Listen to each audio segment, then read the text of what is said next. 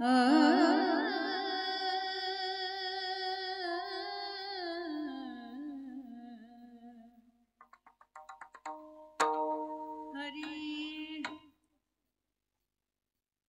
कृष्ण हरी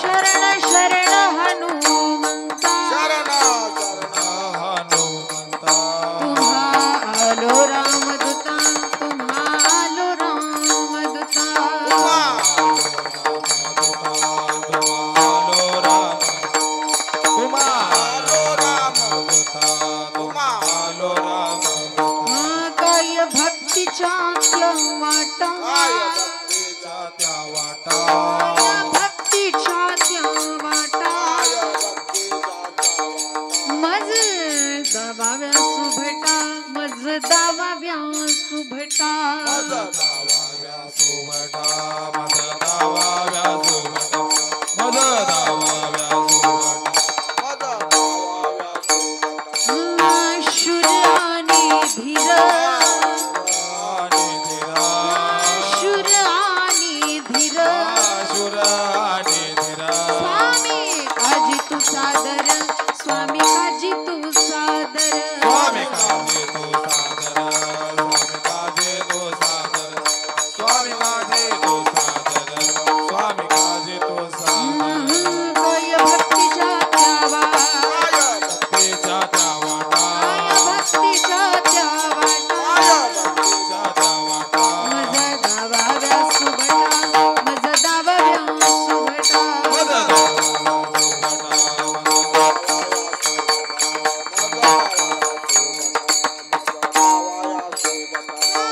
तुका म्हणे रुद्रा तुका म्हणे रुद्रा अंजनीची या कुमरा अंजनीची या कुमरा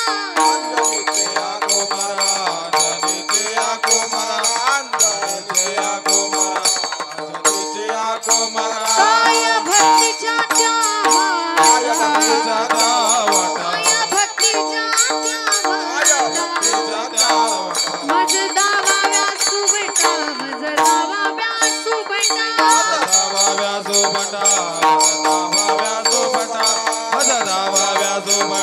मज दावाव्या सुभटा ठोकार खुमाई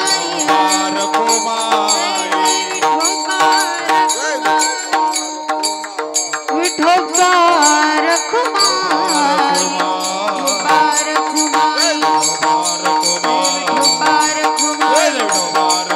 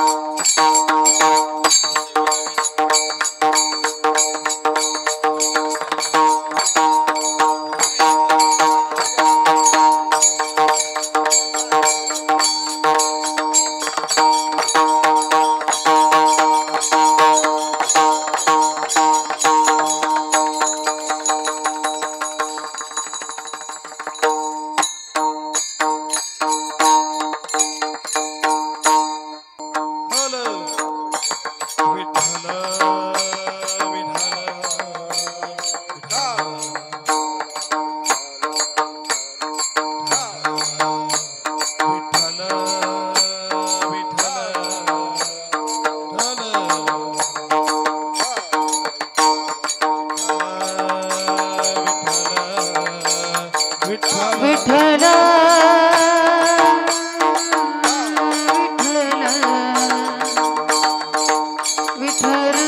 विठ्ठल विठ्ठल विठ्ठल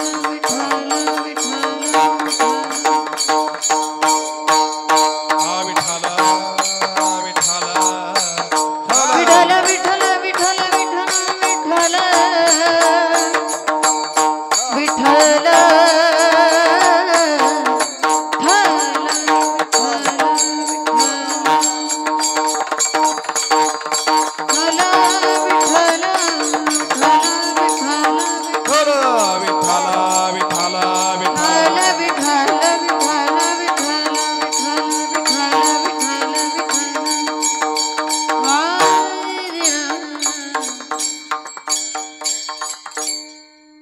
शरण शरण हनुमंता तुम्हालो रामदूता काय भक्तीच्या त्या वाटा मज दावाव्या सुभटा शूर आणि धीर स्वामी काजी तू सादर काय भक्तीच्या त्या वाटा मज दावाव्या सुभटा तुका म्हणे रुद्रा तुका म्हणे रुद्रा अंजनीची या कुमरा काय भक्तीच्या त्या वाटा मज दावा व्यासुभटा महायोग पीठे तटे भीमरथ्या वरम पुंडलिकाय दातु मुनींद्रे समागत्य दिष्टन्तमानंद कंदम परब्रह्मलिंगम भजे पांडुरंगम पांडुरंगाकरो प्रथम नमन पांडुरंगाकरो प्रथम नमन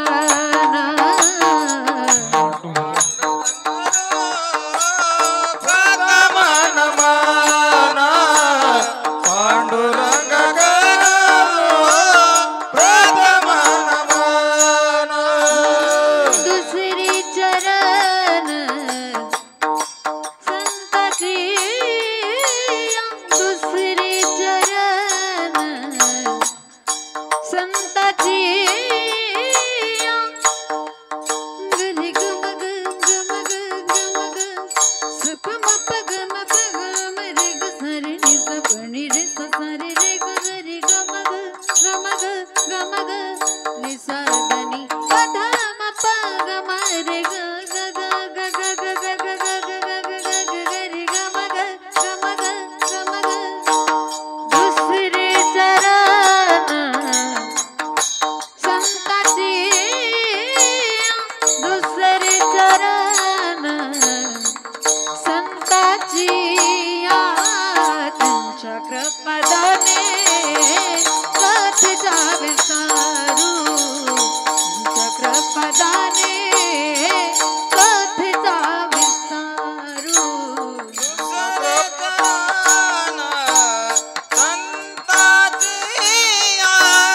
दुसरे चरण संताची त्यांच्या कृपादाने कधी जावी दारू त्यांच्या कृपादाने कधी जावी दारू पांडुरंगा करू प्रथम नमन दुसरे चरण संताची त्यांच्या कृपादाने कथेचा विस्तारू बाबाजी सद्गुरु दास तुका जयांची केली स्मरण होय सकल विद्याचे अधिकरण तेची मंदो श्री चरण श्री गुरुचे ते नमस्कार आता ओम नमो ज्ञानेश्वरा करुणा करा दयाळा तुमचा अनुग्रह लादलो पावन झालो चराचरी शरण शरण हनुमंत शरण शरण हनुमंत तुम्हालो रामदूता काय भक्तीच्या त्या वाटा मज दावाव्या सुभटा विठ्ठल विठ्ठला विठ्ठला विठ्ठला विठ्ठला विठ्ठला विठ्ठला विठ्ठला विठ्ठला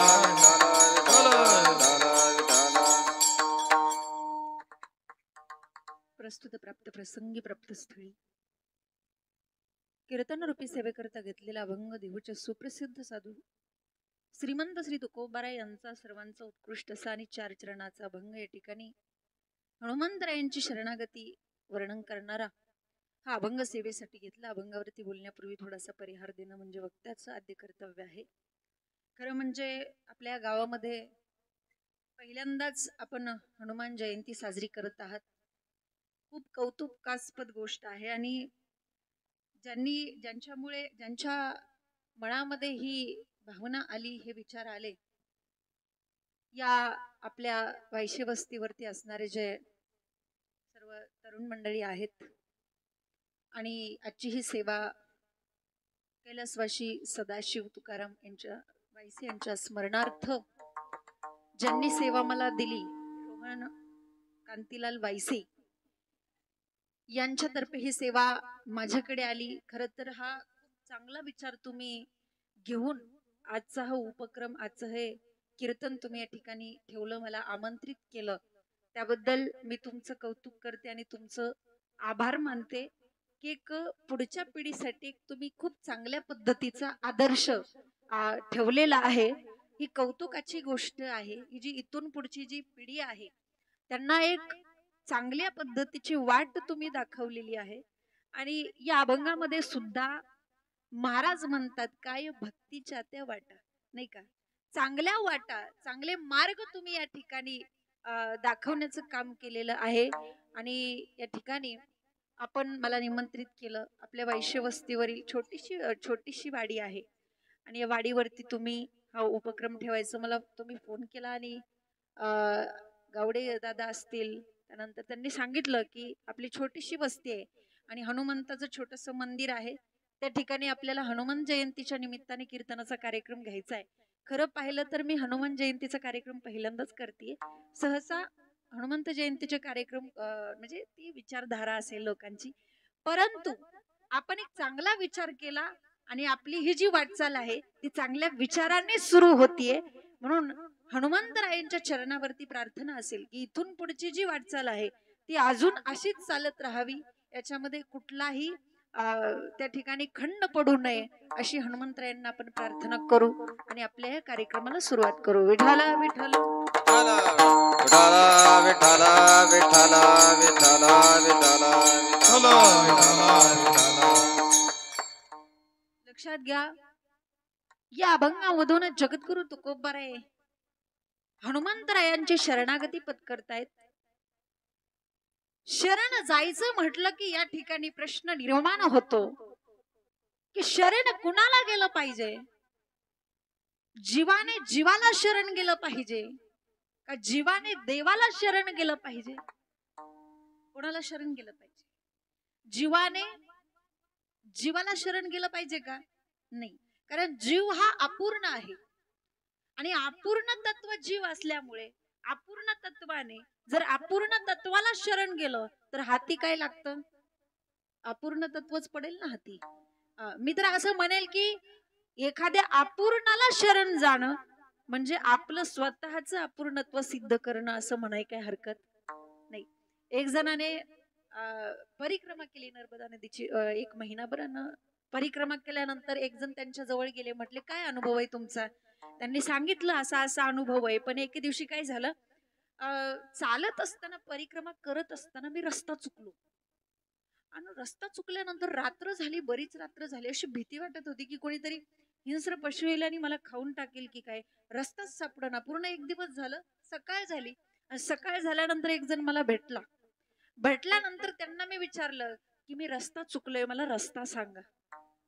पूर्ण एक दिवस झालं मी रस्ता चुकलेलोय, सकाळपासून मी रस्ता चुकलेलोय, मला रस्ता सांगा. त्यावेळेस त्या माणसाने काय सांगितलं माहितीये का, अहो तुम्ही सकाळपासून रस्ता चुकलाय, तुम्ही तरी भाग्यवान आहात, पण मी 4 दिवस झालं रस्ता चुकलोय. म्हणजे हाती काय पडलं, अपूर्णत्व पडलं. म्हणून अपूर्णाने अपूर्णाला कधी शरण जायचं नाही. मग या जगामध्ये पूर्ण तत्व कोणतं आहे तर तो भगवान परमात्मा आहे. मग पूर्ण तत्वाला आपण शरण गेलं पाहिजे. जीव जर देवाला शरण गेला तर त्याचा उद्धार निश्चित आहे. विठाला विठाला विठाला विठाला विठाला विठाला विठाला विठाला विठाला विठाला. आणि म्हणून खऱ्या अर्थाने जीवाने देवाला शरण गेलं पाहिजे. या अभंगामध्ये एक महान संत एका महान संताला शरण जात आहेत. बघा, जगद्गुरु तुकोबाराय हे एक महान संत आहेत, पण त्यांच्या अंतःकरणामध्ये नम्रता आहे. काय आहे त्यांच्या अंतःकरणामध्ये. मुलांनो बेटे सावधान. आताची घडी एकदम शांत राहायचं कीर्तन होईपर्यंत. अजिबात कुणी बोलायचं हलायचं टाळी वाजवायची नाही म्हणते ते.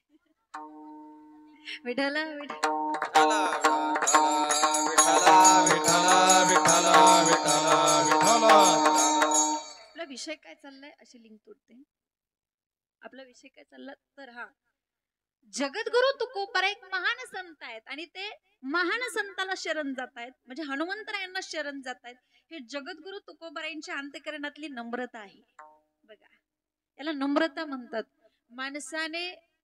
माणसाने वरून जरी किती महान असलं तरी अंतरंगातून लहान असलं पाहिजे. काही काही लोक बाहेरून लहान असतात आणि आतून महान असतात, बरोबर. आणि जगद्गुरु तुकोबाराय हे महान होते म्हणून तर आमच्या सारख्या लहान लोकांना महान होता आलं असं म्हणाय काही हरकत नाही. विठाला विठाला विठाला विठाला विठाला विठाला विठाला विठाला. हनुमंतराय एक महान भक्त आहेत आणि जगद्गुरु तुकोबाराय सुद्धा एक महान भक्त आहेत, महान संत आहेत. पण जगद्गुरु तुकोबारायांची नम्रता किती असावी, ते हनुमंतर यांना शरण जात आहेत. एके ठिकाणी ते आणखी एकदा शरण गेले एकनाथ महाराजांना, शरण शरण एकनाथा. म्हणजे एवढे महान संत, पण अंतकरणामध्ये केवढी नम्रता आहे. नम्र झाला भूता तेने कोंडिले अनंता. मग या ठिकाणी हनुमंतरायांना ते शरण का जातात, याचं कारण ते शूर आहेत.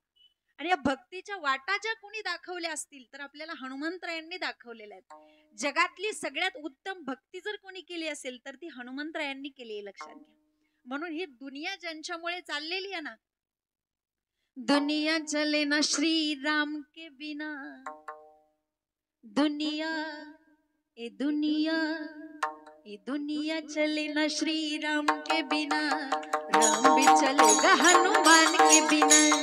दुनिया चले ना श्री राम के बिना, राम भी चले ना हनुमान के बिना। दुनिया चले ना श्री राम के बिना, चले ना हनुमान के बिना। दुनिया चले ना हनुमान के बिना, राम भी चलेगा हनुमान के बिना।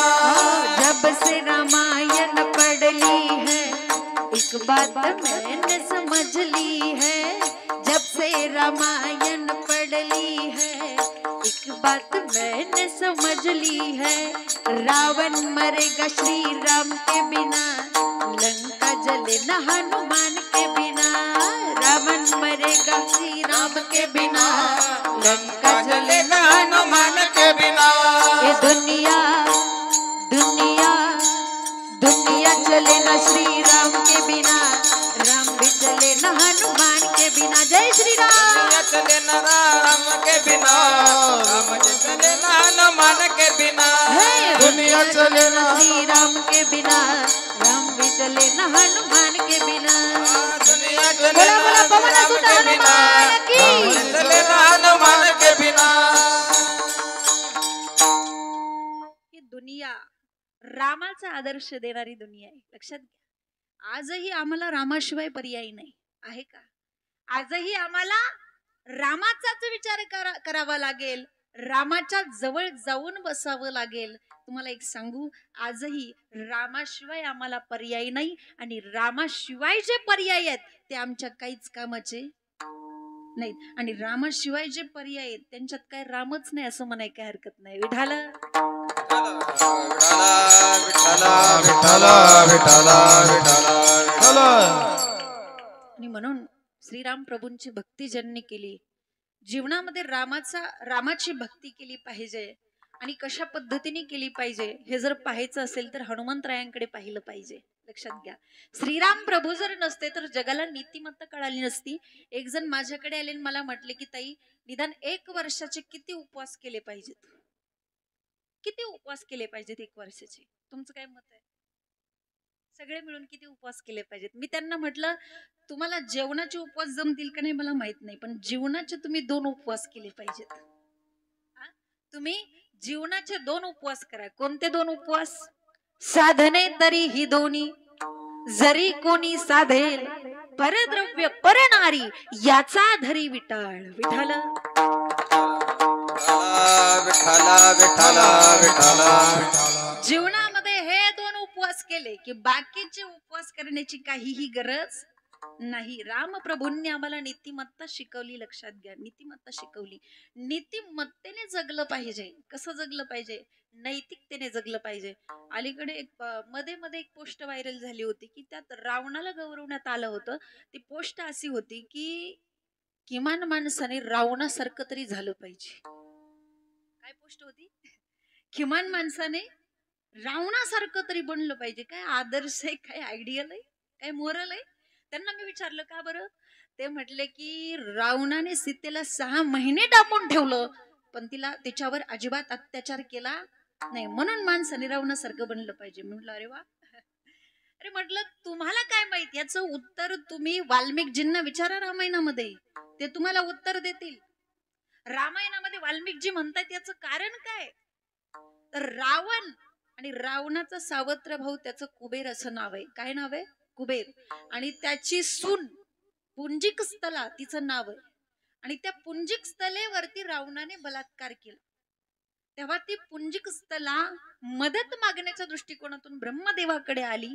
ब्रह्मदेवाने तिची ती दशा पाहिली, अवस्था पाहिली, मागून रावण येताना दिसला, तेव्हा ब्रह्मदेवाने त्याला शाप दिला की जर इथून पुढं तू कोणत्याही स्त्रीच्या इच्छेविरोधात तिच्यावरती अतिप्रसंग करण्याचा प्रयत्न केला तर तुझ्या डोक्याचे 100 तुकडे होतील.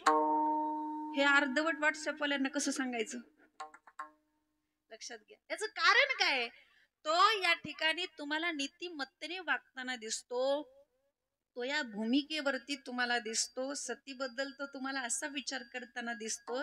याचं कारण त्याचं डोकं चालतंय की आपल्या डोक्याचे 100 तुकडे होती. बरोबर? म्हणून तो त्या ठिकाणी नियम पाळताना दिसतोय, म्हणून त्या ठिकाणी तो सदाचारी दिसतोय, पण हा त्याचा स्वभाव नाही, हा त्याचा नाईलाज आहे. जगातला बराच सदाचार असा रावणी पॅटर्न आहे की नाही? म्हणजे बघा तुम्ही रस्त्यावरती जर समजा एखादी 500 रुपयाची नोट पडली, नवी नोट पटलासी, म्हणजे माणूस त्याच्याकडे बघितल्यानंतर ऊर्जित झाला पाहिजे ना. 5 जणांनी ती नोट बघितली मावशी, पण कुणीच उचलली नाही. काय आजच्या काळात सुद्धा निस्पृहता म्हणावी लागेल लोकांमध्ये. 5 जणांनी ती नोट बघितली पण कुणीच उचलली नाही, पण तिथून कुणी हल्लं पण नाही. कारण तो प्रत्येक जण काय विचार करत होता की बाकीचे 4 जण कधी जातील, कारण त्यांना माहित आहे माझा जोडीदार गेला, माझा जोडीदार हल्ला की आपण हल्ला करायचा पण सोडायचं विठ्ठल.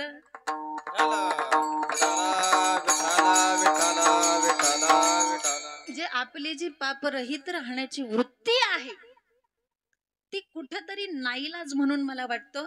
माणसाने पाप का करू नये बरं? त्याला आवडलं नाही म्हणून का त्याला जमलं नाही म्हणून? तुमचं काय मत आहे? माणसाने पाप का करू नये? त्याला आवडलं नाही म्हणून का जमलं नाही म्हणून? नाही, माणसाने पाप करूच नाही. पाप नाही घडलं पाहिजे जीवनामध्ये आपल्या हातून, पण ते का नाही घडलं पाहिजे? आपल्याला आवडलं नाही म्हणून का जमलं नाही म्हणून? तर ते पाप आपल्याला आवडलं नाही म्हणून ते नाही घडलं पाहिजे, आहे की नाही? मला आवडत नाही म्हणून मी पाप करत नाही, पण मला जमत नाही म्हणून मी निष्पाप आहे, हे म्हणजे दात पडल्यावर सुपारी सोडण्यासारखं आहे. विठ्ठल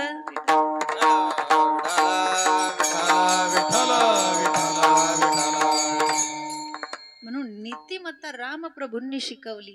परंतु रामप्रभूंनी जेव्हा अवतार घेतला त्याच बरोबर हनुमंतराय आले. प्रत्येक युगामध्ये त्यांनी फक्त रामप्रभूंची भक्ती केली. आणि मी सांगू का तुम्हाला, जीवनामध्ये हनुमंतराय आहेत म्हणून रामप्रभू आहेत असं म्हणायला काही हरकत नाही. एक खूप मोठं काम रामायणामध्ये जर कुणाचं असेल तर हनुमंतरायांचं आहे. आणि म्हणून त्या रामायणाला अर्थ आहे एक खूप मोठं सेवक भक्ताचं काम, एक स्वामिकाचं गुरु भक्ती. ही जी भक्ती म्हणावी लागेल ती आपण हनुमंतरायांकडून शिकावी. म्हणून रामप्रभू त्या ठिकाणी अवतार घेऊ शकले, पुढचं कार्य करू शकले, कारण त्यांच्या सोबत कोण होते? हनुमंतराय होते. लक्षात घ्या. शूर आणि धीर, देवाला धीर म्हणून ज्यांचा त्या ठिकाणी आधार आहे, जे शूर आहेत, शूर आणि धीर, स्वामी काजी तू सादर, असे हनुमंतराय. त्या हनुमंतरायांना जीवनामध्ये जर आपल्या जीवनाचा उद्धार व्हावा असं तुम्हाला वाटत असेल तर आपण त्यांना शरण गेलं पाहिजे. तुकोबारे अभंगाच्या प्रथम चरणात शरण शरण हनुमंता तुझं आलो राम दूता, तुझं आलो राम दूता, तुझं आलो राम दूता. शरण शरण हनुमंता तुझं आलो राम दूता, तुझं आलो राम दूता, तुझं आलो राम दूता.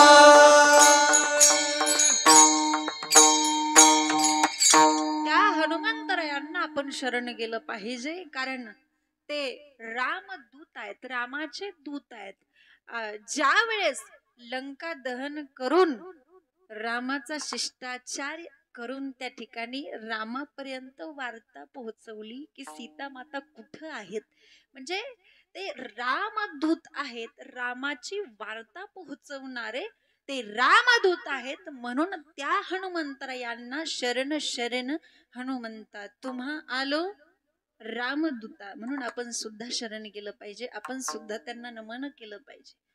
हे दुःख भंजन मारुती नंदन, हे दुःख भंजन मारुती नंदन, सुन लो मेरी पुकार पवन सुत विनती बारंबार, पवन सुत विनती बारंबार, पवन सुत विनती बारंबार.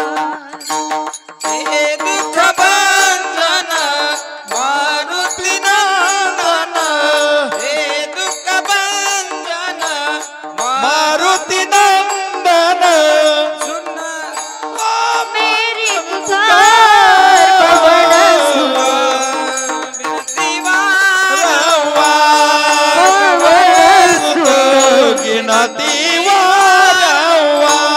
विनती बारंबार. हे दुःख भंजन मारुती नंदन, सुन लो मेरी पुकार पवन सुत विनती बारंबार, पवन सुत विनती बारंबार. आपण सुद्धा त्या हनुमंतरायांना शरण गेलं पाहिजे. प्रत्यक्ष तुकोबाराय त्यांना शरण जात आहेत. लोकांनी विचारलं महाराज तुम्ही त्यांना शरण का जाता, ते रामाचे दूत आहेत म्हणून का. तुकोबाराय म्हणतात ते रामाचे दूत आहेत असं नाही म्हटले, रामाचे दूत आहेत म्हणून तर मी त्यांना शरणागत आहेच, पण माझं अजून त्यांच्याकडे एक सगळ्यात महत्वाचं काम आहे. कोणतं काम आहे. ह्याच्या भक्तीच्या वाटा आहेत त्या मला कोण दाखवणार आहेत, तर हनुमंतराय दाखवणार आहेत, म्हणून मी त्यांना शरण जाते. कारण हनुमंतरायांसारखा भक्त जगात नाही, लक्षात जगात नाही. हनुमंतराय हे एक सेवक आहेत, हे एक संत आहेत, हे एक देव आहेत, परंतु सगळ्यात महत्वाचं जगातले सगळ्यात सर्वश्रेष्ठ भक्त आहेत ते विठ्ठल विठ्ठल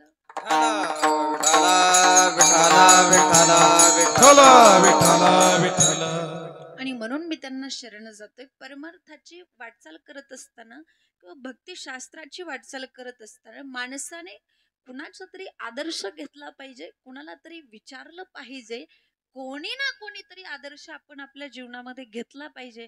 त्याशिवाय तुम्ही जगासाठी आदर्श बनत नाही.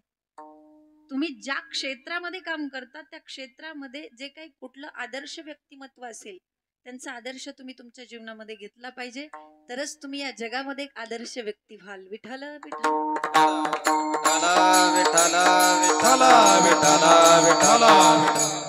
आणि म्हणून एक जगाला आदर्श देणारे हनुमंतराय या ठिकाणी विचारलं पाहिजे माणसाने, काही ना काही कुणाला काहीतरी विचारलं पाहिजे, परंतु जे आपल्यापेक्षा महान आहेत, जे सर्वश्रेष्ठ आहेत, आणि हरिभक्तीच्या बाबतीत जर विचारायचं झालं तर विचारलंच पाहिजे. आणि ही वारकरी संप्रदायाची जी वाट आहे खऱ्या अर्थाने ती महान आहे. ही वारकरी संप्रदायाची वाट म्हणजे काही आताची नाहीये, ती अनादी आहे. अनादी आहे म्हणजे अनादी कालापासून ही वारकरी संप्रदायाची वाट आहे. आणि त्या वारकरी संप्रदायाच्या वाटेवरती ज्ञानोबारायांनी या वारकरी संप्रदायाचा आद्य पाया घातला. संत कृपा झाली इमारत फळा आली. आणि हा जो पाया आहे ह्या वाटेवरचा वारकरी संप्रदायाच्या वाटेवरचा ज्ञानोबारायांनी रचलेला आहे. लक्षात ज्ञानदेव रचिला पाया उभारिले देवालय. ज्ञानदेव रचिला पाया, ज्ञानदेव रचिला पाया, ज्ञानदेव रचिला पाया, ज्ञानदेव रचिला पाया. ज्ञानदेव रचिला पाया,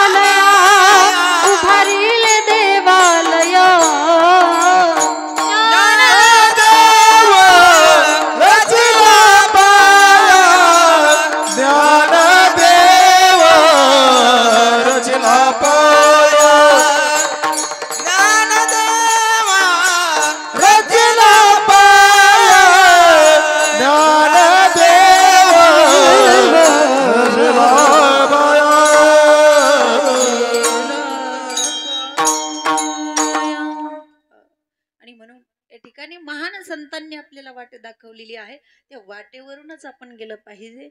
जर वाट बदलली, जीवनामध्ये दिशा, गती आणि निश्चिती हे विचारायची असेल तर ती संतांनाच विचारली पाहिजे. लक्षात घ्या, वाट कोणाला तरी विचारावी लागते आणि त्या वाटेवरून आपल्याला जावं लागतं. कोणाचा तरी आदर्श आपल्या जीवनामध्ये असावा लागतो. या ठिकाणी एक संत महात्मे आपल्याला वाट दाखवतायत. त्यांनी वाट दाखवण्याचं काम केलेलं आहे. त्या वाटेने जायचं का नाही हे आपण ठरवायचं. ते संत महात्मे मार्ग दावून गेले आधी, मार्ग दावून गेले आधी, दया निधी संत ते, दया निधी संत ते, त्या मार्गाने आपण गेलं पाहिजे. लक्षात घ्या. आणि म्हणून हनुमंतरायांकडे जर आपण पाहिलं तर भक्तीच्या बाबतीमध्ये खरी अनन्यता आपल्याला हनुमंतरायांकडे पाहायला मिळते. भक्ती शास्त्रामध्ये जर अनन्यता नसेल तर ती भक्ती काहीही कामाची नाही. भक्तीमध्ये अनन्यता पाहिजे आणि ही अनन्यता आम्हाला हनुमंतरायांनी शिकवली. हनुमंतरायांच्या रामप्रभूंच्या भक्तीमध्ये जी अनन्यता आहे ती त्यांच्या बऱ्याच चरित्रामधून, त्यांच्या कृत्यामधून आपल्याला दिसून येते. किती अनन्यता असावी. लक्षात घ्या, किती अनन्यता. एवढी अनन्यता तुकोबाराय सुद्धा एका ठिकाणी म्हणतात, एक धरिला चित्ती तो म्या रखुमाईचा पती. भक्तीमध्ये किती एकविधता असावी. हा, तुकोबाराय सुद्धा म्हणतात की मी पांडुरंगाचा एकनिष्ठ भक्त आहे. तसे हनुमंतराय हे रामप्रभूंचे एकनिष्ठ भक्त आहेत. लक्षात घ्या. असं नाही की वार बदलला की भक्ती बदलते. काही लोकांची वार बदलला की भक्ती बदलते. रविवार आला की देव वेगळा, सोमवार आला की देव वेगळा, मंगळवारी वेगळाच देव, बुधवारी परत वेगळाच देव. अशी भक्ती नसावी. भक्तीमध्ये एकविधता असावी. लक्षात घ्या.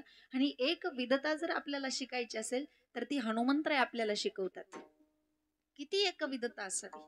किती जीवनामध्ये रामाशिवाय दुसरं कोणीच नाही.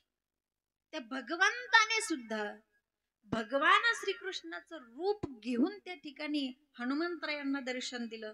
तरी हनुमंतराय म्हणतात की हे रूप मला पाहायचं नाही, मी रामाचा एकनिष्ठ भक्त आहे, मला राम रूपच पाहिजे. एवढी एकनिष्ठता असावी. जेव्हा एके दिवशी सीता मातेने आपल्या जवळचा एक अनमोल असा हार हनुमंतरायांच्या हातामध्ये दिला. हनुमंतरायांनी तो हार घेतला आणि ते प्रत्येक मणी फोडून असं खाली टाकायला लागले. सीता मातेने विचारलं, हनुमंतराय हा इतका अनमोल किमतीचा रत्नजडित हार तुम्ही खाली तोडून टाकताय. तेव्हा हनुमंतराय म्हणतात की अगं माते, याच्यामध्ये रामच दिसत नाही ग, आणि ज्याच्यामध्ये राम नाही ती गोष्ट आमच्या काही कामाची आहे. असं म्हटल्यानंतर सीता मातेने विचारावं, अरे तुझ्यात तरी कुठे राम दाखव. तेव्हा हनुमंतरायांनी आपलं हृदय फाडलं आणि हृदयामध्ये रामचंद्र प्रभूंसहित राम लक्ष्मण सीता यांचं दर्शन सीता मातेला करून दिलं. श्रीराम जानकी बैठे हैं मेरे सीने में, श्रीराम जानकी बैठे हैं मेरे सीने में, श्री राम जानकी बैठे हैं मेरे सीने में, श्री राम जानकी बैठे हैं मेरे सीने में, श्रीराम जानकी बैठी है मेरे सीने में, श्रीराम जानकी बैठे है मेरे सीने में, श्री राम जानकी बैठे हैं मेरे सीने में, श्री राम जानकी हैं मेरे सीने में। देख लो मेरे दिल के नगीने में, देख लो मेरे दिल के नगीने में, श्री राम जानकी बैठे हैं मेरे सीने में श्री राम जानकी बैठे हैं मेरे सीने में श्री राम जानकी बैठे मेरे सीने में श्री राम जानकी बैठे मेरे सीने में देख लो मेरे दिल के नगीने में देख लो मेरे दिल के नगीने में श्री राम जानकी बैठी हैं मेरे सीने में अशा पद्धतीने भक्ती केली एवढी भक्ती जीवनामध्ये असावी एवढी भक्तीमध्ये एकविधता आणि अनन्यता असावी ज्या भक्तिशास्त्रामध्ये अनन्यता नाही ज्या भक्तिशास्त्रामध्ये एकविधता नाही त्याला भक्ती म्हणता येत नाही त्याला भक्ती म्हणता येत नाही किती एकविधता असावी किती एकदा हनुमंतराय रामरायांच्या चरणाची सेवा करत होते आणि चरणाजवळ बसलेले आहेत राम प्रभू असे निवांत शांतपणे झोपलेले आहेत आणि हनुमंतराय त्यांच्या चरणाची सेवा करतायत त्यांचे चरण दाबतायत आणि सहजच अचानक राम प्रभूंना जाग आली आणि सहज राम प्रभू म्हणतायत आपण कोण आहात काय विचारलं आपण कोण आहेत हनुमंतराय म्हटले प्रभू तुम्ही मला ओळखलं नाही आपण कोण आहात असं म्हटल्यानंतर हनुमंतरायांनी विचार केला की प्रभूंना आपण उंचीवरून उत्तर दिलं पाहिजे उंचीवरून उत्तर दिलं पाहिजे जर प्रभू विचारत असतील तर आपण सुद्धा उत्तर उंचीवरूनच दिलं पाहिजे तेव्हा हनुमंतराय म्हणतात तुम्ही मला कोण समजता तुम्ही मला कोण समजता नाही आपण आहात कोण नाही तुम्ही मला कोण समजता तुम्ही जर मला देह समजत असाल काय समजता तुम्ही मला देह समजता का जीव समजता का आत्मा समजता तुम्ही जर मला देह समजत असाल तर मी तुमचा दास आहे तुम्ही जर मला जीव समजत असाल तर मी तुमचा अंश आहे आणि तुम्ही जर मला आत्मा समजत असाल तर तुम्ही आणि मी एकच आहे वा काय उत्तर दिलं म्हणून तर भक्तीच्या वाटा कुणाला विचारल्या पाहिजेत भक्ती खरी कुणाला कळते हनुमंतरायांना कळते म्हणूनच भक्तीच्या वाटात त्यांना विचारल्या पाहिजेत म्हणून तुकोबाराय एक महान भक्त आहेत आणि ते एका महान भक्ताला भक्तीच्या वाटा विचारतात अभंगाच्या दुसऱ्या चरणामध्ये काय भक्ती जात्या वाटा काय भक्ती जात्या वाटा काय भक्ती जात्या वाटा काय भक्ती जात्या वाटा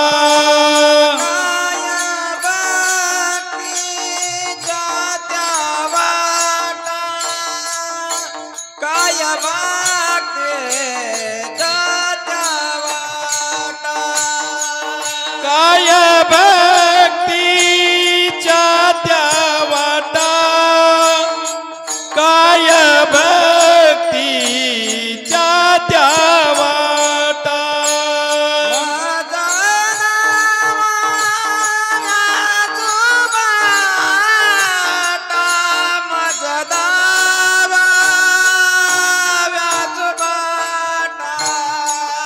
मजदावा व्यासोपाटा मजदावा व्यासोपाटा मजदावा व्यासोपाटा मजदावा व्यासोपाटा मजदावा व्यासोपाटा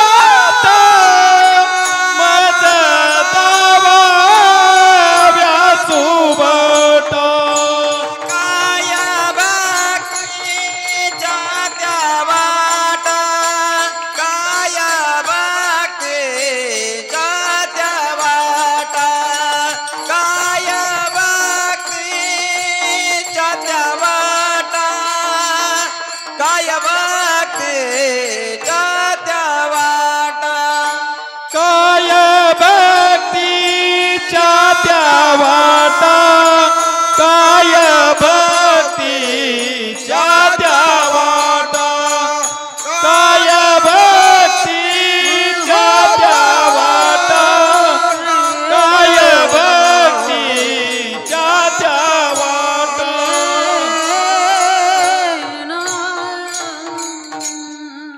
काय भक्तीच्या त्या वाटा. म्हणून तुम्ही भक्तीतले जाणकार आहात. तुम्ही उच्चतम पातळीवरचे भक्त आहात. तुम्ही एक उत्तम भक्त आहात. म्हणून भक्तीच्या वाटा तुम्हाला विचारल्या पाहिजेत. काय भक्तीच्या त्या वाटा. आणि भक्ती कशी केली पाहिजे. भक्तीमध्ये अनन्यता पाहिजे.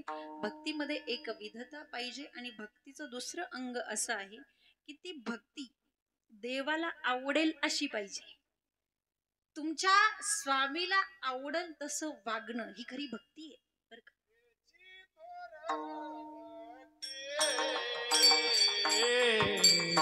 आवडती देवा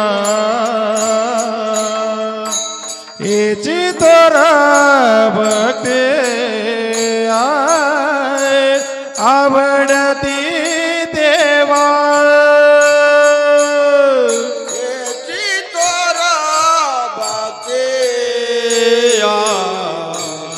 आवडते देवा हेची तोर भक्ते आवडते देवा. संकल्प विमाया संसाराची संकल्प विमाया संसाराची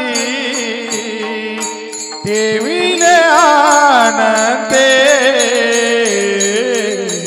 तैसे जिरावे देवीले आनंदे तैसे जिरावे.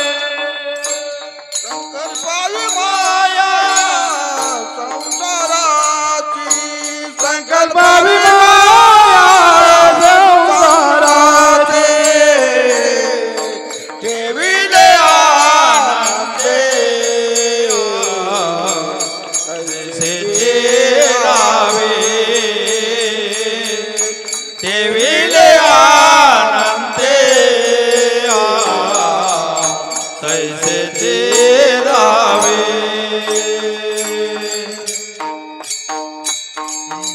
भक्ती कशी पाहिजे तुकोबाराय म्हणतात ह्याची थोर भक्ती आवडते देवा. देवाला कशी भक्ती आवडते. आता माझा तुम्हाला प्रश्न आहे. तुम्ही देवाची भक्ती कशी करावी. देवाला आवडेल अशी का तुम्हाला आवडेल अशी. देवाला आवडेल अशी बरोबर. बरं आपण भक्ती कशी करतो. आपल्याला आवडेल अशी करतो. घरामध्ये नैवेद्य आपल्याला आवडेल असंच बनवतो आहे की नाही. देवा करता अगरबत्ती आपल्या आवडीचीच घेतो की नाही. म्हणजे देवाची भक्ती आपण आपल्या आवडीनुसार करतो. म्हणून आपल्याला आवडेल अशी भक्ती देवाला आवडेलच असं नाही. आपल्याला आवडेल अशी भक्ती देवावर जर लादली तर ती भक्ती देवाला आवडणार नाही. जी भक्ती देवाला आवडते तीच भक्ती आपण केली पाहिजे. म्हणजे कशी. आता आपल्याला काय आवडतं. आपल्याला काय आवडतं. आपल्याला काय प्रिय आहे. आपल्याला संसार प्रिय आहे. आपल्याला संसार आवडतो बरोबर आहे का. आपल्याला संसारातली पत्नी आवडते. आपल्याला संसारातला पैसा आवडतो. आपल्याला संसारातली प्रॉपर्टी आवडते. पण हे जे सगळे विषय आहेत ह्यांच्यावरचं सगळ्या विषयावरचं प्रेम करून ते सगळं प्रेम भगवंतावरती केलं तर ती भक्ती देवाला आवडते. म्हणजे याचा अर्थ असा नाही की तुम्ही संसार सोडायचा. तुम्ही संसारामध्ये राहायचं पण देहाने. कसं राहायचं. देहाने. म्हणजे कसं सांगू तुम्हाला उदाहरण देते. संसारामध्ये राहायचं पण ते कसं दह्यातल्या केसाप्रमाणे. कसं राहायचं. दह्यातल्या केसाप्रमाणे. मला सांगा आजी दह्यातला केस जर तुम्ही साईडला काढला तर तो कसा निघतो. एकदम शुद्ध धुतल्यासारखा आहे की नाही. त्याला दही लागलेलं राहतं का नाही. एकदम असा शुद्ध धुतल्यासारखा आहे की नाही. तसं आपण संसारामध्ये राहिलं पाहिजे. पण आपण संसारामध्ये कसं राहतो माहिती का. गुळाच्या ढेपीला चिकटलेला मुंगळा बरोबर की नाही. संसारामध्ये तसं राहायचं नाही. अरे बाबांनो महाराज सांगतात संसारी असावे असुनी नसावे, संसारी असावे असुनी नसावे, असुनी नसावे संसारी असावे असुनी नसावे, भजन करावे वेळोवेळा, भजन करावे वेळोवेळा, संसारी असावे असुनी नसावे, संसारी असावे असुनी नसावे, संसारी असावे असुनी नसावे, संसारी असावे असुनी नसावे.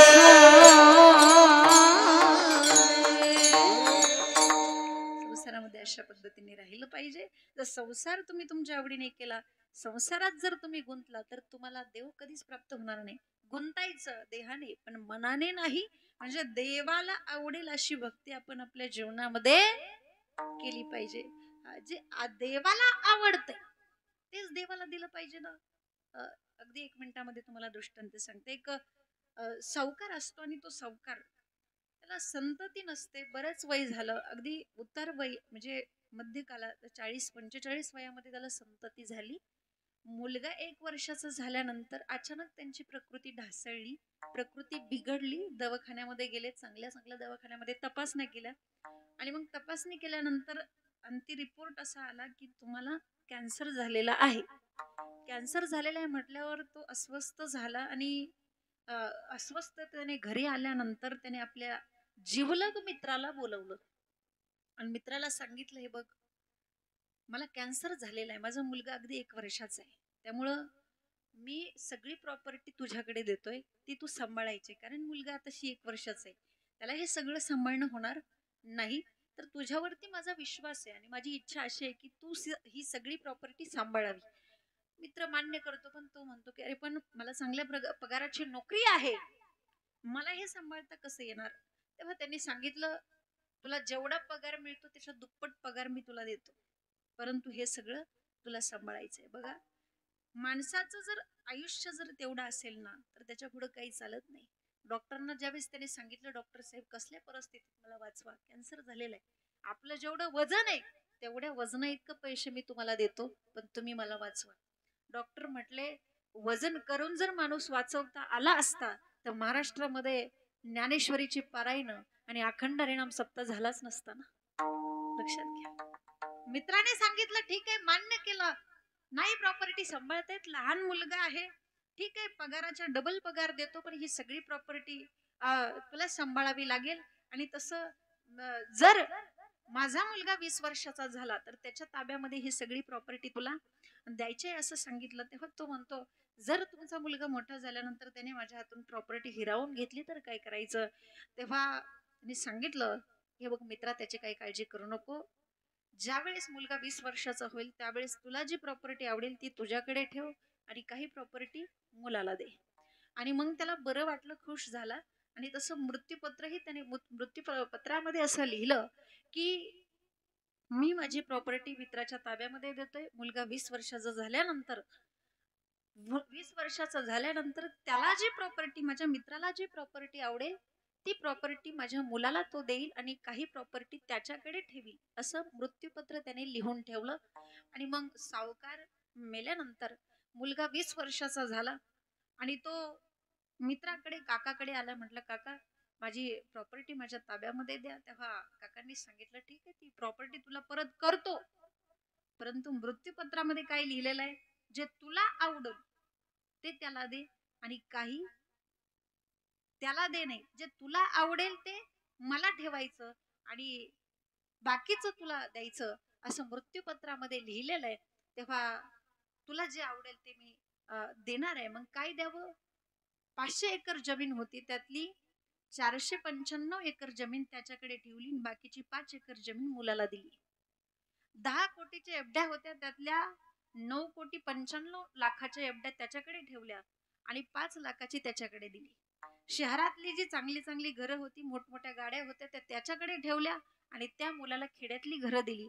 त्यावेळेस तो मुलगा रडायला लागला आणि म्हटला की तुम्हाला फक्त प्रॉपर्टी सांभाळायला दिली होती, ती तुम्ही सांभाळायची, सगळी प्रॉपर्टी माझी आहे. तेव्हा तो म्हणतो मृत्यूपत्रात असं लिहिलंय की जे तुला आवडेल ते मुलाला दे आणि काही भाग तुला ठेव. त्यामुळे असं लिहिलंय, त्यामुळे मला जे आवडलंय ते मी तुला दिलंय. मुलगा रडायला लागला, हतबल झाला. पण बाकीचे काही मित्र, त्याचे 2-4 मित्र आले, ते म्हटले बघ काळजी करू नको, आपण कोर्टामध्ये दावा दाखल करू. कोर्टामध्ये दावा टाकला आणि मग कोर्ट पण हुशार होतं, समजूतदार होतं. कोर्टाने त्यांना बोलवून घेतलं आणि सांगितलं हे बघा तुम्ही असं करू नका, ही सगळी याच्या बापाची प्रॉपर्टी आहे, तुम्ही अक्षरशः याच्या हातावरती तुरी देताय, असं करू नका. तो म्हटला नाही नाही मी तसं करतच नाही, कारण माझ्या मित्राने मृत्यूपत्रामध्ये असं लिहून दिलेलं आहे की जे तुम्हाला आवडेल ते माझ्या मुलाला द्या आणि बाकीचं तुमच्याकडे ठेवा. त्यामुळे आता कोर्ट पण विचार करायला लागलं. शेवटी निकाल दिला, जे तुमच्याकडे ठेवलंय ते त्याला द्या आणि जे त्याला दिलंय ते तुमच्याकडे घ्या. पण त्याने ते मान्य केलं नाही. तो म्हटला नाही नाही याच्यामध्ये काय लिहिलंय, जे मला आवडेल तेच त्याला द्यायचं. मग शेवटी कोर्ट पण हुशार होता, त्यांनी सांगितलं तुम्हाला काय आवडतंय, 500 एकरातली 495 एकर जमीन तुम्हाला आवडली बरोबर, 10 कोटीतली 9,95,00,000ची एफडी तुम्हाला आवडल्या, शहरातली घरं तुम्हाला आवडली, महागड्या गाड्या तुम्हाला आवडल्या, मग जे तुम्हाला आवडते ते त्याला द्या आणि बाकीचं तुमच्याकडे ठेवा. कळलं? हे तुम्हाला आवडल्याशिवाय तुम्ही घेतलंय का? मग जे तुम्हाला आवडतंय ते त्याला द्या आणि बाकीचं तुमच्याकडे ठेवा. जसं या पद्धतीने तुकोबाराय म्हणतात की जी भक्ती देवाला आवडते तीच भक्ती केली पाहिजे, तर ती देवाला आवडते. जी भक्ती तुम्हाला आवडते ती देवाला आवडत नाही. विठाल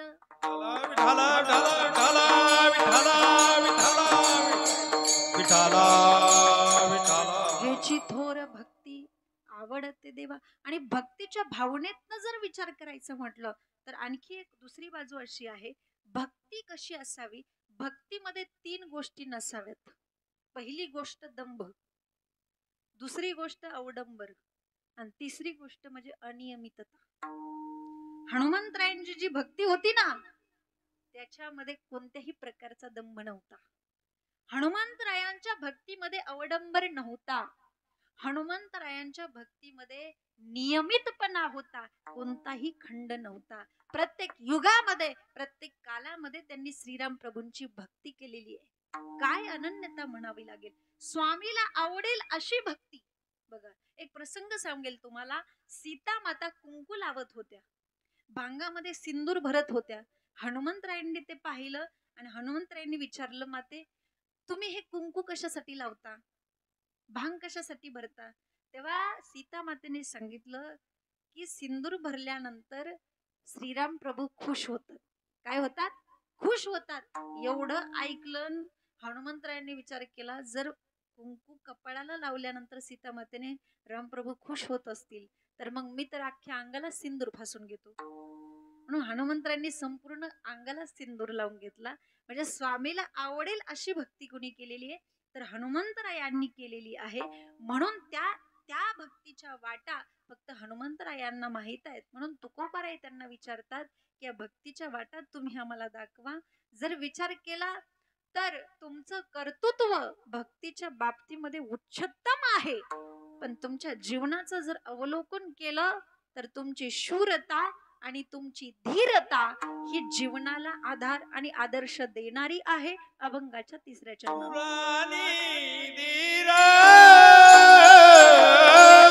शुरानी धीर